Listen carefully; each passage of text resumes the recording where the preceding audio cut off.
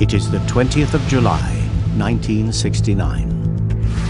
Yasser Arafat is the newly elected leader of the PLO. James Earl Ray has just been jailed for the murder of Martin Luther King. In war-torn Biafra, 4 million people are facing starvation. And floating 250,000 miles away in space, 3 astronauts are about to make the greatest technological endeavor of all time. Houston, Texas.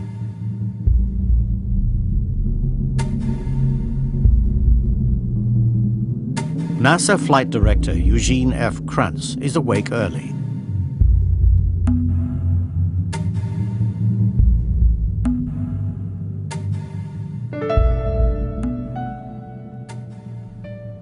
A Korean War Air Force veteran, he is a patriot and a devout Catholic.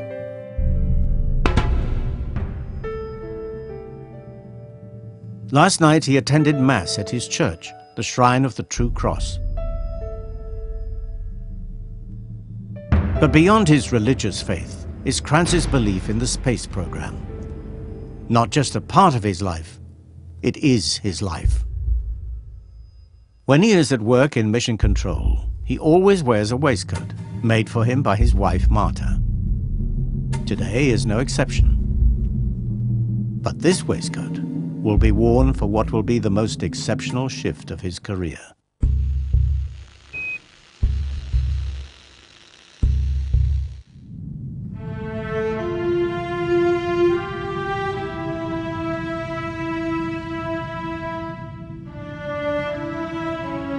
"239,000 miles above Houston, the 3 astronauts of the 11th Apollo mission are still asleep in the command module Columbia.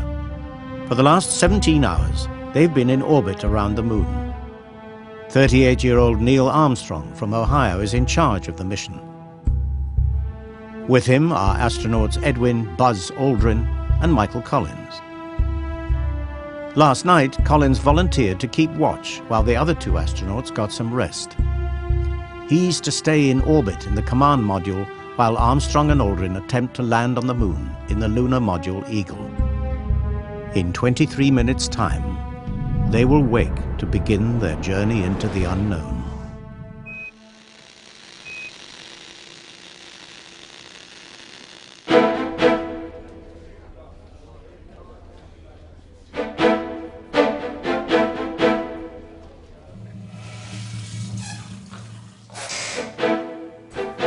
Steve Bales spent the night in the mission control bunkhouse. Never particularly good at waking up in the morning, this is one day on which he couldn't afford to oversleep. It is his first job since leaving college, but at just 26 years old, he is already a Space Center veteran of 5 years.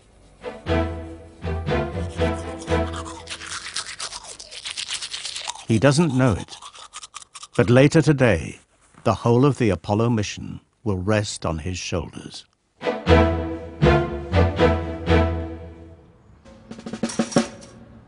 As flight director, Kranz has overall responsibility for the lunar landing. Around the world, millions of people will be watching live as America attempts to do something that has never been done before. For Kranz and the 400,000 people who have worked on the Apollo program, the stakes are high. The potential for failure is infinite, but if they succeed, it will be a dramatic climax to a race that began 8 years earlier. On May the 25th, 1961, at the height of the Cold War, John F. Kennedy made what would be one of the most important speeches of his brief presidency. I believe that this nation should commit itself to achieving the goal, before this decade is out, of landing a man on the moon and returning him safely to the Earth. We choose to go to the moon in this decade and do the other things, not because they are easy, but because they are hard. Kennedy took the Cold War into space. The mission, to put a man on the moon before the Russians, was the most costly project ever undertaken. Kranz had been there since the beginning. Joining NASA in 1960, he'd flight controlled on both the Mercury and Gemini projects. But Apollo was different. Its mighty Saturn V rocket engine had finally given man the power to break free of the Earth's gravity. Krantz flight-directed missions 5, 8, and 9. He'd been there through each success and every setback, including the launch pad fire that killed an entire crew. Apollo 11 had successfully taken off 4 days ago. It was 2,974 days after John F. Kennedy's speech, almost 6 years after his assassination. 10, 9, ignition sequence start. 6.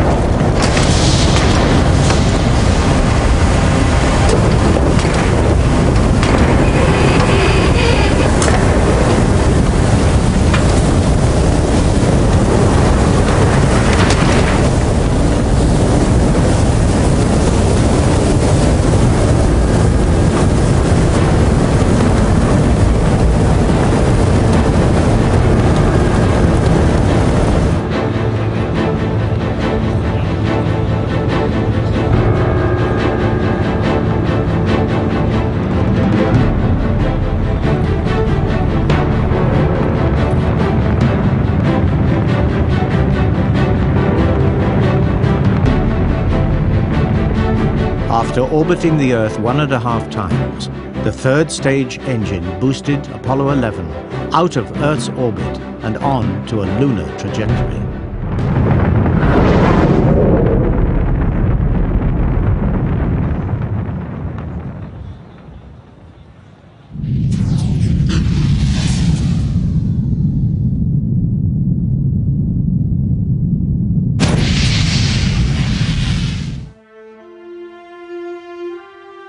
Traveling at an initial speed of 24,200 miles an hour, the 3-day journey to the moon was relatively quiet. 0 G is very comfortable, but after a while... It had been accomplished twice before. The sight of men in space was no longer startling. So you tend to find a little corner somewhere and put your knees up or something like that to wedge yourself in, and that seems... But Apollo 11 had one major difference. Apollo 11 was going to land on the moon.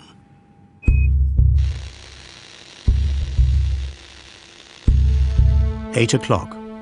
Krantz arrives at Mission Control and takes over the flight director's chair. Apollo 11, Houston. Now we're coming in. Can't quite make out who that had. That's Big Mike Collins there. Well, you got a little bit of... Yeah, hello there, sports fans. You got a little bit of me, plus Neil's in the center couch, and Buzz is doing the camera work this time. They are about to embark on the most risky phase of the mission, the descent to the surface of the moon. Maybe a cigarette stop might help. In orbit above the moon, Buzz Aldrin crawls through the hatch into the lunar module. He starts checking the systems in preparation for the powered descent. Krantz makes his first entry in the flight log. 95 hours and 41 minutes mission elapsed time. White team, descent. Crew in lunar module, pressurizing preps. All looks good. He looks over the first row of flight controllers in the place they call the trench. The controllers have a nickname for Krantz, General Savage. There is the communications officer. His job is to ensure Eagle maintains a strong radio signal with Houston, so the controllers have good data and can communicate with the spacecraft. The flight surgeon will be monitoring the health of the astronauts through individual electrocardiogram readouts. There is guidance officer Steve Bales. His job is to oversee the computerized flight control system that will take Eagle down to the moon. And directly in front of Krantz is astronaut Charlie Duke, Capcom, the capsule communicator. He's the point of contact between Krantz's team and the Apollo mission. Apollo 11, Houston, did you copy? Over. It's his voice that the astronauts and the world will hear.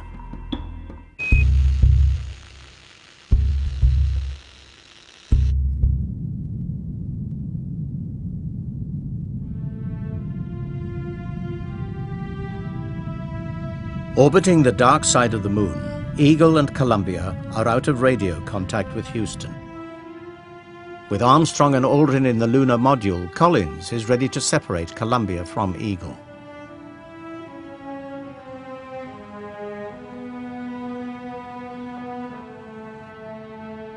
Collins releases the spring-loaded bolts of the docking mechanism, and Eagle drifts gently away.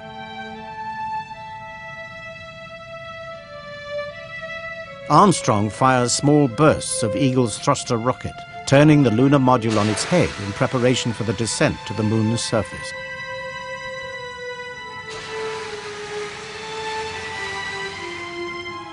Nicknamed the Flying Bedstead by astronauts in training, Eagle's balance is maintained by its onboard computer.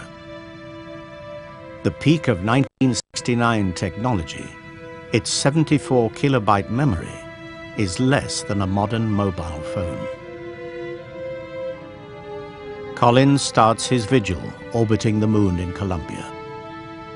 Privately, he has given some thought to the odds of them safely accomplishing this mission.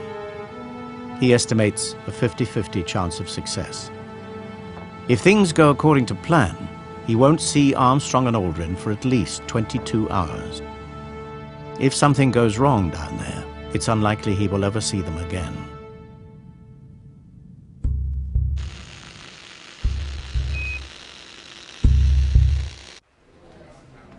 Mission Control still has a half-hour wait before the spacecraft come back into radio contact. Krantz tells his flight controllers to be back at their posts in 15 minutes.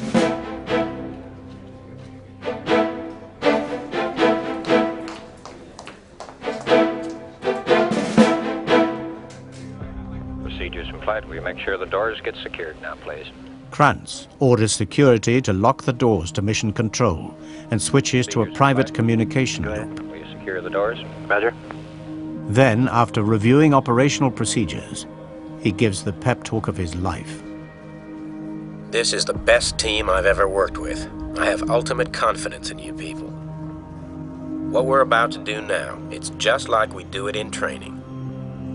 And after we finish the son of a gun, we're gonna go out and have a beer and say, damn it, we really did something. Collins clears the moon 2 minutes before Eagle and establishes contact with Houston. Columbia, Houston, we're standing by, over. Houston, Columbia, reading you loud and clear. How many? Roger 5 by, Mike. How did he go, over? Listen, babe, everything's going just swimmingly. Beautiful. Great. We're standing by for Eagle. Eagle then clears the moon, but Mission Control has a problem receiving their signal. Communications from the spacecraft have been cutting out and then returning for brief moments. Apollo 11, this is Houston. How do you read, over?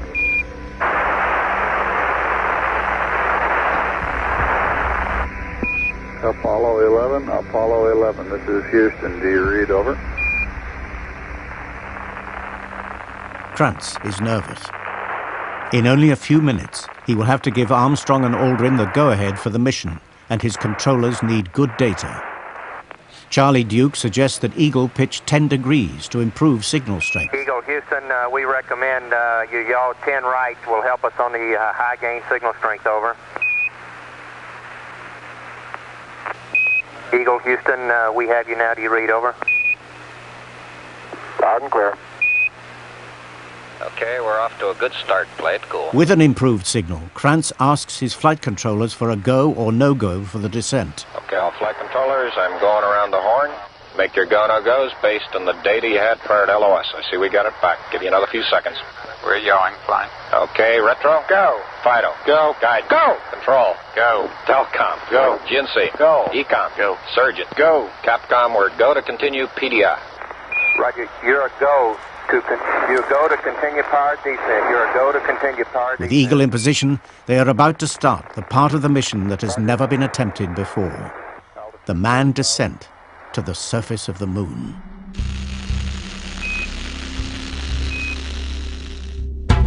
Only 50,000 feet above the moon, Armstrong and Aldrin are strapped to the floor of the lunar module. Their mouths are dry from the pure oxygen in the capsule. The computer will take Eagle down to 500 feet when Armstrong will take over control for the landing. The descent engine fires and the lunar module vibrates with a high-frequency hum.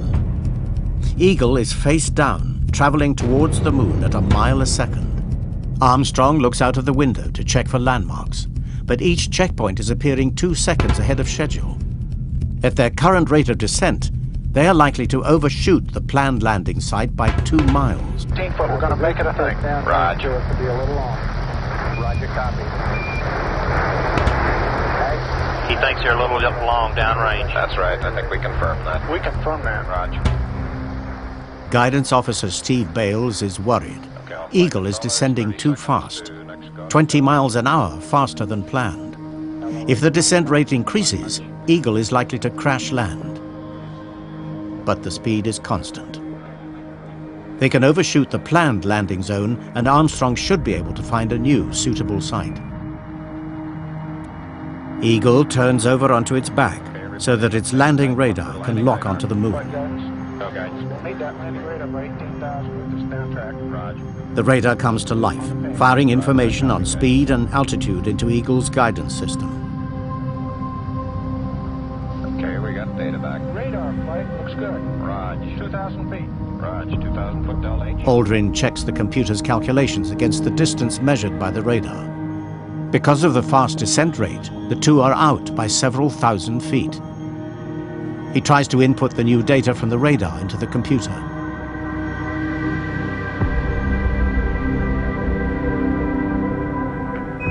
Program alarm. An alarm goes off on the computer. 1202. 1202.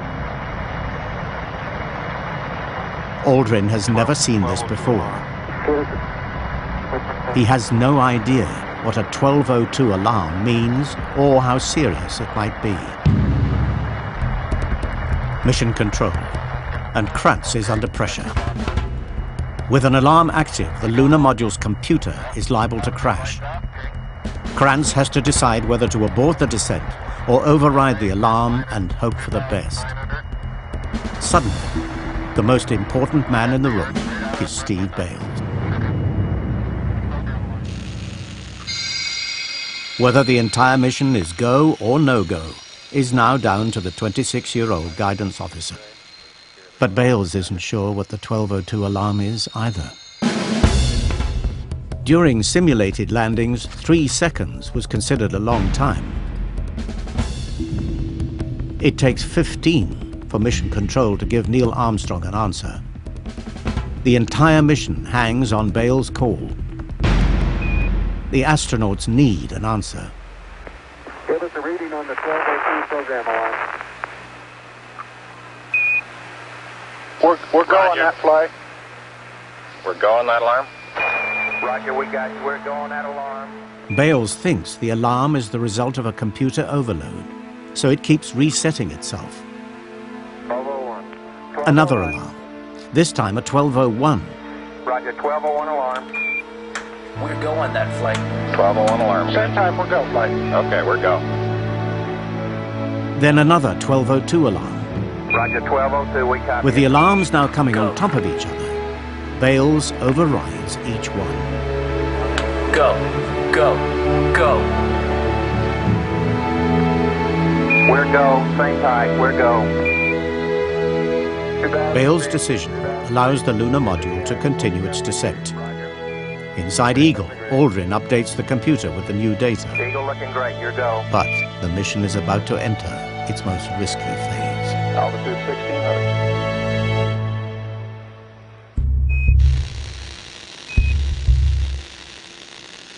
Okay, all flight controllers, go, no go for landing. Retro. Go. Fido. Go. Guidance. Go. Control. Go. Telcom. Go. GNC. Go. Ecom. Go. Surgeon. Go. Capcom, we're go for landing. Houston, you're a go for landing, over. Roger, interfering. Go for landing. 3,000 feet. Okay, all flight controllers, hang tight. Should be throttling down pretty shortly. Halfway through the powered descent, Eagle's engine throttles down. Still under computer control, it pitches over into its landing position. Armstrong checks the altitude and speed. 5,000 feet up, 100 feet per second. Just as expected. Flight Fido, let's go real good. Roger, Fido, good. Velocity down now to 1,200 feet per second. You're looking great to us, Eagle. How you doing? Control? We look good here, fine. Roger, how about you, Telcom? Go. Guidance, you happy? Go. Fido. Go. Now, with the moon only 1,000 feet away, Armstrong looks out of the window. He does not like what he sees. In mission control, the flight surgeon sees Armstrong's heart rate rise from 77 to 156. Eagle is heading straight for a crater littered with boulders. It's far from ideal as a landing site. Armstrong initiates altitude hold. Eagle lurches forward and is rocked by violent shudders as he fires the pitch control rockets. Just 350 feet above the moon, Eagle clears the boulder field and Armstrong flies on in search of safer ground. In Houston, the incoming data tells them that Armstrong has taken control of the lunar module. Low level.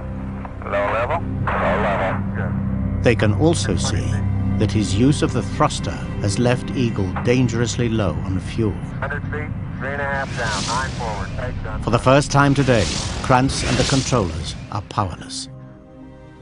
The whole mission is now down to just 2 men. All they can do is listen to Armstrong and Aldrin counting down the distance to the moon and hope that the fuel doesn't run out.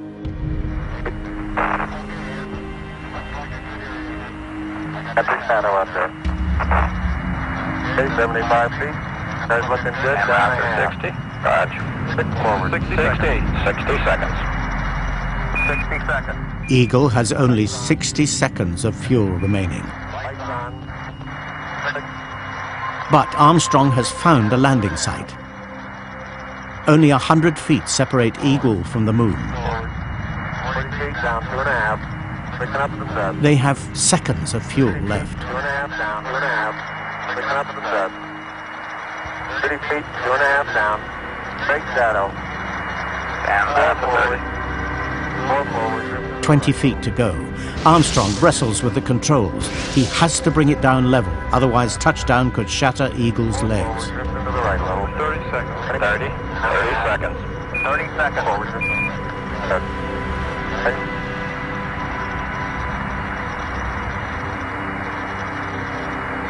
Contact light. Upon landing, Armstrong is supposed to shut down the engine. But he's so absorbed in flying, he momentarily forgets. Okay, engine stop. ATA ready, descent. Mode control both auto, descent engine command override off. Engine arm off. Port 13 is in. We copy you down, Eagle. Houston, Tranquility base here. The Eagle has landed. Roger, Tranquility. We copy you on the ground. You got a bunch of guys about to turn blue. We're breathing again. Thanks a lot. Okay, we're going to be busy for a minute. Flight.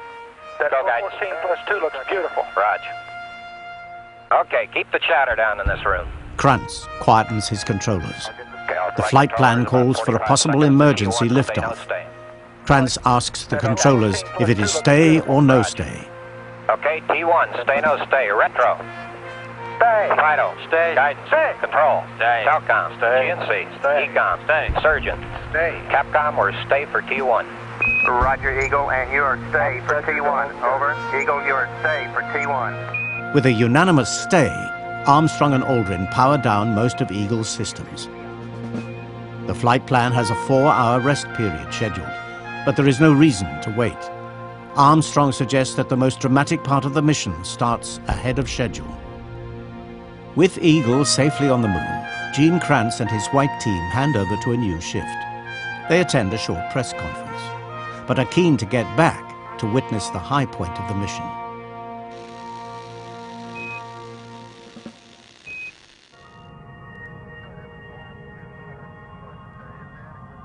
Armstrong opens the hatch, moves through the opening and out onto the ladder. He pulls a D-ring on Eagle's side and an equipment stowage tray lowers. Picture on the TV. On the sequence camera. On the big screen in mission control, an alien black and white image flickers into life. Armstrong reaches the bottom rung of the ladder. He pauses. Then he launches himself into a slow-motion fall, landing on the foil-covered footpad. Very, very fine-grained, as you you get close to it. It's almost like a powder. Carefully, he raises his left foot and lowers it onto the dust. That's one small step for man, one giant leap for mankind.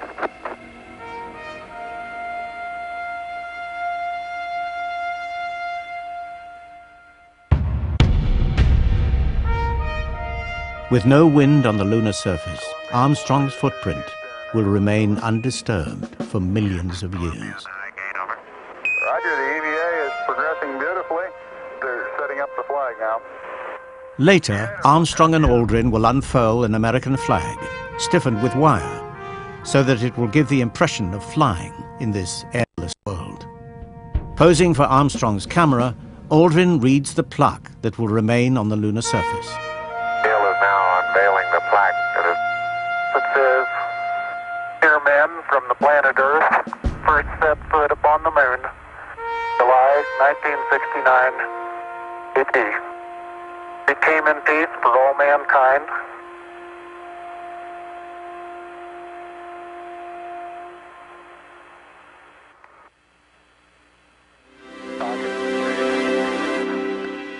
Around the world, 600 million people, 1/5 of the world's population, are watching live on television.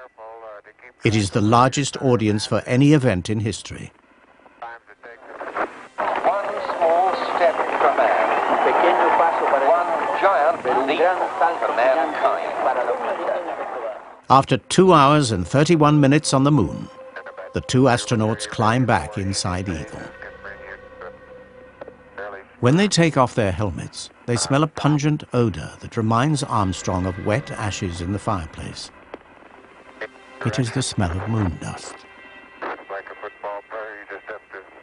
At last, they prepare for a rest. They have been up since 5:30 Houston time.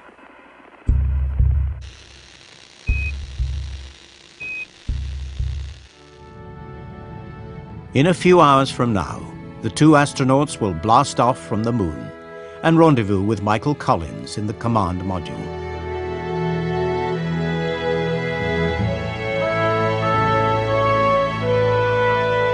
A final burn of their rocket will set the astronauts on a journey back to Earth and a hero's welcome.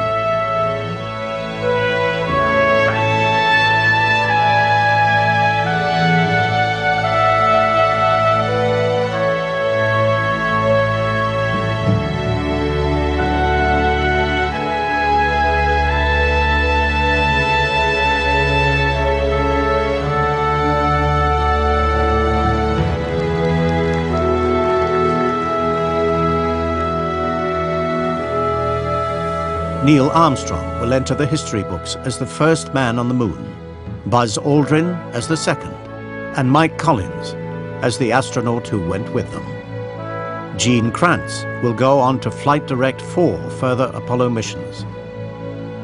Steve Bales will be awarded the Presidential Medal of Honor for his part in the lunar landing. Go. A total of 12 men will ultimately walk on the moon, the last on December the 11th, 1972. The first today, on July the 20th, 1969, 66 years after the Wright brothers' first flight.